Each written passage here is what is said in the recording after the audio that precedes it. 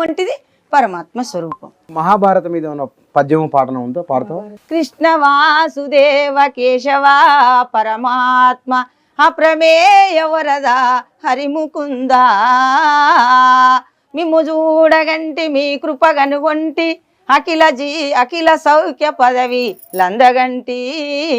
కృష్ణ శతకంలోది. మన వరకవి సిద్ధప్పది ఒక పద్యం పాడండి.